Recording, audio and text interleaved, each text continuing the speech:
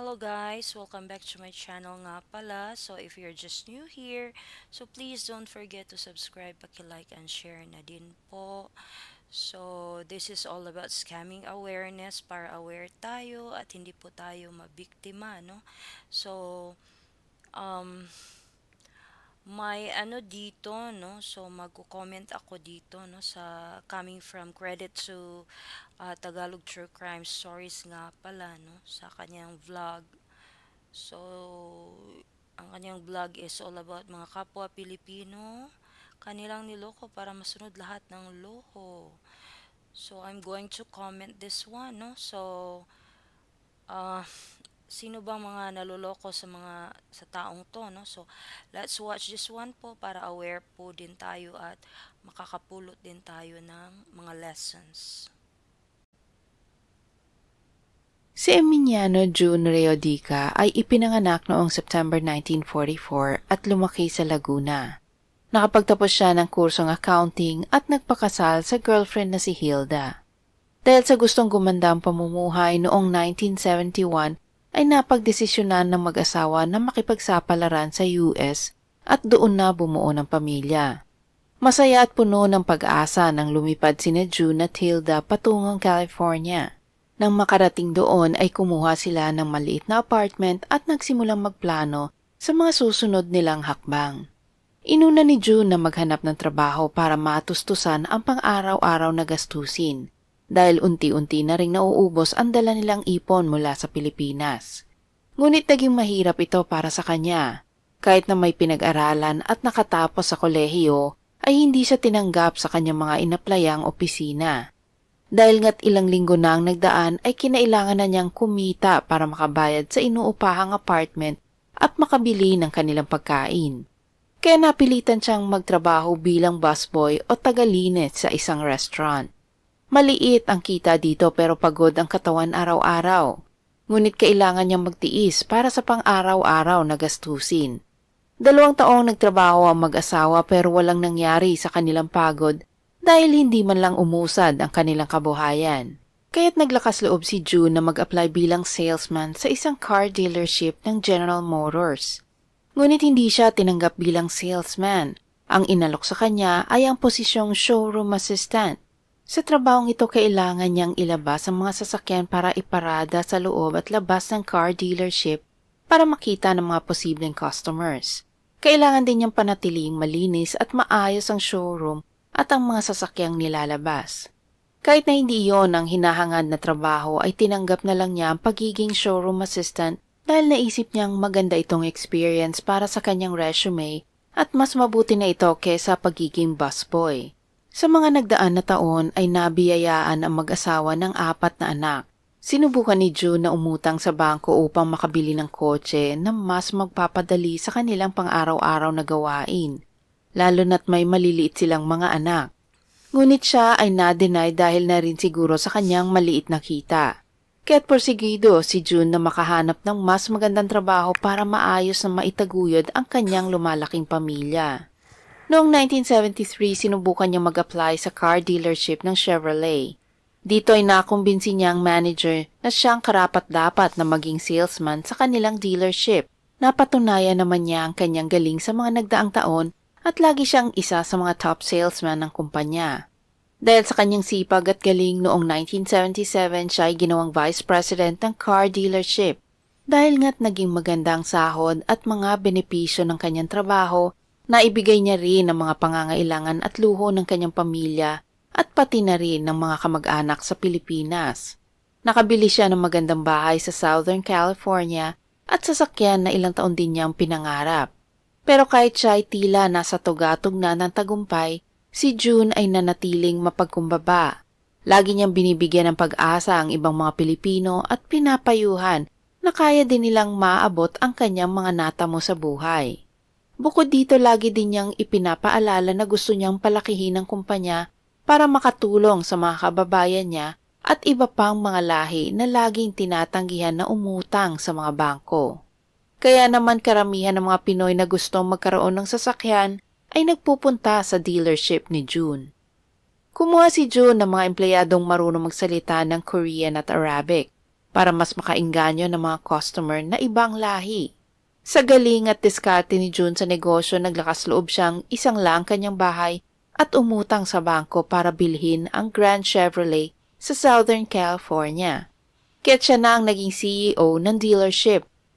Nakapagbenta sila ng libo-libong mga kotse at dahil dyan ay nakilala si June at nabansagang CEO ng pinakamalaking minority-owned enterprise sa Southern California. Meron siyang 450 na mga tauhan na halos mula Asia at mas lalo pa siyang nakilala dahil nagtayo siya ng iba pang mga negosyo na kaugnay din sa mga sasakyan. Kaya't itinatag niya ang Grand Wilshire Group na binubuo ng 3 car dealership at iba pang mga negosyo. Ang isa dito ay kung saan siya nagsimula, ang Grand Chevrolet, ang pangatlong pinakamalaking dealership sa buong bansa. Dahil sa tagumpay na nakamit ni June, tinawag siyang the Golden Boy ng Filipino community doon. Dahil sa kanyang kasikatan, ang King Charisma, simpleng pamumuhay, pagiging mapagkumbaba at magandang reputasyon, nainganyo na ang mga tao lalo na mga Filipino na mag-invest sa kanyang negosyo. Nagtiwala sila at umasa na mararanasan din ang tagumpay ni June. Sa pagitan ng mga taong 1984 hanggang 1988, libo-libong mga Filipino-Americans ang maagang kinuha ang kanilang naipong salapi sa kanilang retirement fund upang mag-invest sa mga negosyo ni June. Ang iba naman ay nangutang pa sa bangko para lamang makabili ng share sa kumpanya niya. Nagbabaka sakali na makasabay sa tagumpay ng kanilang iniidolong Golden Boy. Ang ilan ay naisang lapa ang kanilang mga bahay bilang collateral sa bangko para lamang makautang ng perang maaari nilang ma-invest. Noong 1988, ang mga empleyado, board members at mga investors ng Grand Wilshire Group ay nagtaka dahil hindi nila mahagilap si June. Hindi naman sila agad nag-alala dahil maaaring meron lamang itong emergency na kailangang intindihin. Pero nang lumipas na ang 24 oras na hindi nila ito nakikita o nakakausap, ay ipinagbigay alam na nila ito sa pulisya. Ngunit kahit sila ay wala ring makalap na impormasyon kung nasaan nga si June. Akala na marami ito ay nakidnap o kaya nasaktan ng masasamang elemento dahil nga't kilala at mayaman si June. Ngunit nabigla ang lahat ng sinugod ng mga FBI agents ang opisina ng Grand Wilshire Group.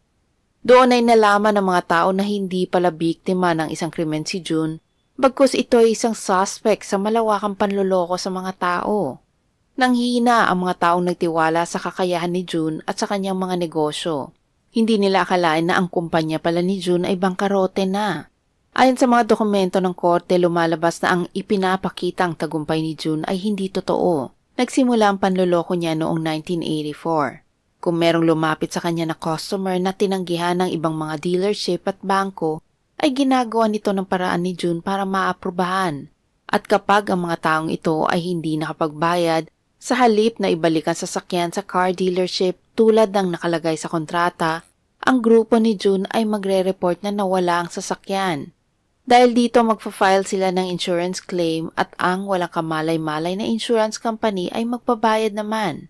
Ang hindi nila alam, pinapadala pala ni June at mga kasabot nito ang sasakyan sa Pilipinas para ibenta doon.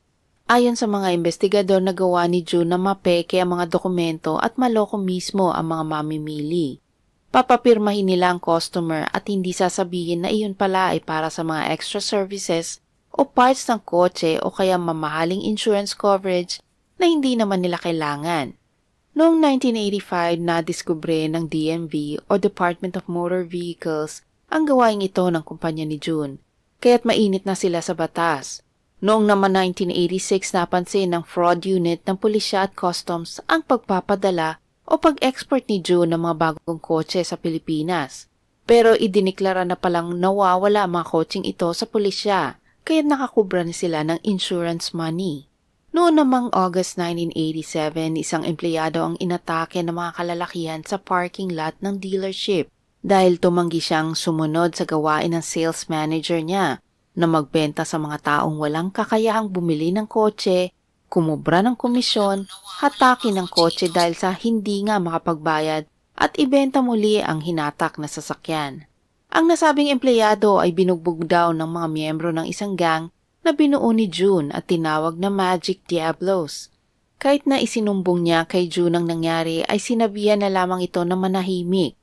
Ipinagbayad ng DMV ng multa na umabot sa $100,000 ang Grand Chevrolet dahil sa pagbebenta ng second-hand cars, pero pinapalabas nilang brand new ang mga ito at ang laging late na pagsusumite ng registration ng sasakyan. Unti-unti nang lumalabas ang mga sekretong tinatago ng kumpanya ni June. Ang isa sa mga nagpapautang kay June, ang Imperial Savings and Loan, ay nagsimula ng maghinala na may nangyayari ng kababalaghan sa kumpanya ni June. Matapos ang isang masusing pagsisiyasat ng Imperial, ay napagdesisyonan nilang putulin ang ugnayan ng kanilang kumpanya sa mga kumpanya ni June. Nalaman kasi nila na pinipeke ang mga dokumento, pinapalabas na nakakapagbayad ang mga customer nila kahit hindi, at paggamit ng mga loan applications ng tao nang hindi lang isa kundi makailang beses pa. Sa galing niya sa pamimeke ng mga dokumento ay nagawa ni June na maloko hindi lamang isa kundi 5 bangko. Ang mga ito ay ang Union Bank, First Los Angeles Bank, Manila Bank, First Central Bank at Imperial Savings. Sa pagdami ng kanyang mga customers ay naisip ni June na hindi niya kayang gawin ang panlulokong ito na mag-isa. Kaya kahit sa bangko ay meron siyang mga kasabwat para ipeke ang mga dokumento pati na rin ang pirma ng mga customers. Kung hindi makabayad ang mga taong naaprubahan ng car loan, ay kukunin niya ang sasakyan mula sa customer at ibibenta niya ito muli na walang kaalam-alam ang bangko. Dahil sa dami ng mga taong inaprubahan nila ay hindi nakakabayad, ginamit ni June ang mga pera ng mga investors para ipambayad ito. Ginagawa niya ito para mapataas ang credit score ng kanyang car dealership. Ang kabuuang pera na nanakaw niya mula sa mga investors na ito ay nasa $26 million. Pero hindi lang yon dahil niloko din niya ang mga bangko na umabot sa $64 million. Ayon sa FBI, nang makatunog si June na siya ay iniimbestigahan na ng District Attorney, DMV, FBI at iba pang mga ahensya sa kahinahinala niyang ginagawa, ay kaagad itong nag-alsabalutan at bumili ng plane ticket pabalik ng Pilipinas. Ang asawa nitong si Hilda ay nagawa ding makalabas ng bansa at nagtungo sa Pilipinas dahil wala namang nakabinbin na kaso laban sa kanya. Nakapaglipat pa siya ng $2 million galing sa bangko niya sa Amerika patungo sa isang bangko sa Pilipinas. Ang mga investors ng kumpanya ni June ay naiwan ng luhaan at ang iba pa ay tuluyang nasira ang kabuhayan. Nabinbin ang kanyang kaso ng ilang taon hanggang sa magretiro na ang mga otoridad na humawak sa kanyang kaso. Mahigit 2 dekadang nagtago si June sa ibang bansa at natakasan ang obligasyon sa kanyang mga investors. Kaya't hindi nila akalain na kusa palang papasok uli ng Amerika si June noong November 2012. Ang 68 years old na Filipino ay nahuli sa airport. Base sa mga reports, ito ay dadalo sana sa kasal ng anak ng bago niyang kinakasama na si Letty. Sa pagsisiyasat ng mga otoridad, nalaman nila na noong tumakas ito patungong Pilipinas ay nagpalit si June ng pangalan. Gamit ang bago niyang pagkatao, si June ay bumiyahe patungong Australia at doon niya nakilala ang bago niyang asawa na si Letty. Nang siya ay maging Australian citizen, binago na naman niya ang kanyang pangalan at ang pakilala niya sa mga tao ay Roberto Cosculuela Jr. Doon ay nagtayo siya ng isang tax preparation at insurance business na tinawag niyang Richard Gardner Tax Agency at RC Insurance na parehong nasa Brisbane. Katulad ng kanyang ginawa sa California, si June ay nakihalubilo sa kapwa niyang mga Filipino para mabilis na makuha ang loob ng mga ito upang maengganyo sila na mag-invest.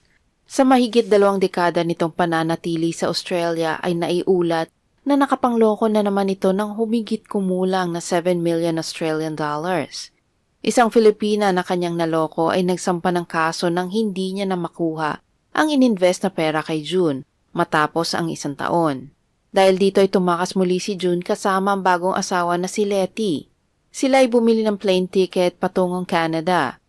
Ngunit may stopover pala ang kanilang eroplano sa Los Angeles, California. Ang pagkakamaling ito ang naging dahilan kung kaya't nahuli si June ng American authorities. Ang paglilitis ay nakatakdang maganap noong January 23. Ngunit dahil sa mga delays, libo-libo ang mga dokumento 26 years na pagkaantala at komplikado at sangasangang kaso, 2 taon pang dumaan bago nalitis ang kaso noong October 2015. Ngunit isang araw bago mangyari ang nakatakdang paglilitis, nagbago ang isip ni June. Sa halip na humarap sa hurado ay umamin na lamang siya na nagkasala sa lahat ng mga kasong isinampa sa kanya. Ibig sabihin inaamin at inaako niya na niloko nga niya ang mahigit 1,000 mga tao at bangko. Pero bago siya masentensyahan noong December 2015, nagbago na naman ang isip nito at sinabi niya na babawiin ang kanyang guilty plea at sa halip ay haharapin niya ang jury para kumbinsihin ang mga ito na siya ay inosente. Dahilan niya ay inaagrabyado at ginigipit daw siya ng gobyerno ng US dahil siya ay isang Filipino. Dapat daw siya ay nililitis sa isang civil court at hindi sa isang criminal court. Isa pa, paso na raw at tapos na daw ang panahon para sa mga otoridad na siya ay hulihin at litisin. Dahil sa pabago-bago ang isip ni June, 2 taon na namang hindi umusad ang kaso. Pero sa wakas noong May 2017, siya ay nahatulan ng 10 taon na pagkakakulong at inutusang magbayad ng danyo sa kanyang mga biktima na nagkakahalaga ng higit $29 million. Dagdag na hukom na dapat lamang litisin siya bilang isang kriminal dahil sa dami ng mga taong kanyang naloko at mga kinabukasan na kanyang nasira. Hindi natapos ni June ang kanyang sentensya dahil noong March 17, 2021, siya ay pumanaw sa loob ng kulungan sa edad na 76 years old. Nakakalungkot na hindi nakamit ng mga biktima ang hustisyang inaasam nila. Ang ating susunod na kwento ay tungkol. So, ayun nga po, no, happy tayo na may mga Pinoy na makikilala sa ibang bansa. Pero at the same time, parang para ding natatakot ka kasi alam naman natin na may mga ang mga Pinoy, 'di ba? Yung mga records ng iba talaga is ng scam sila, 'di ba? So, ito nga pala ang mga comments, no, na aking babasahin, no. Kawawa yung mga kapwa Pilipino na biktima dahil sa pera, naging gahaman at kriminal. No? So, yan ang mga masasama kahit kapwa mo Pinoy manluloko. So, di naman natin no? So, 12 years na ako sa California, never ako nakikipag-friends sa kapwa Pilipino. Yun, mahirap, no? Kasi nga, yung iba, di tayo makapagtiwala kasi. Di ba? I'm a Filipino, but I stay away from them if anything about business. Poverty and unrealistic ambitions drive them to steal and scam. It's not poverty, I think. It's because of greediness. Diba? Ganyan din nangyari sa akin sa Qatar at kasamahan ko sa trabaho. Niloko kami ng kapwa din Pilipino. Lilinding daw siya ng pera at 10% daw ang makukuha buwan-buwan.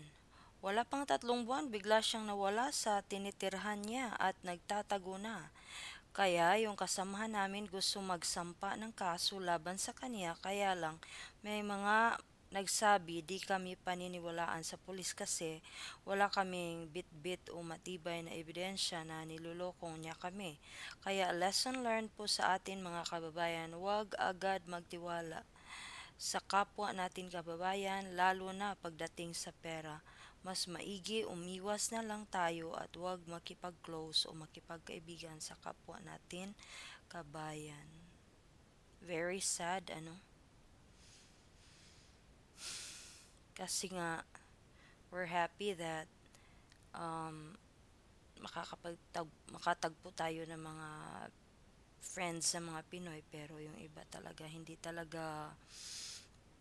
mo talaga hindi makapag-trust, no?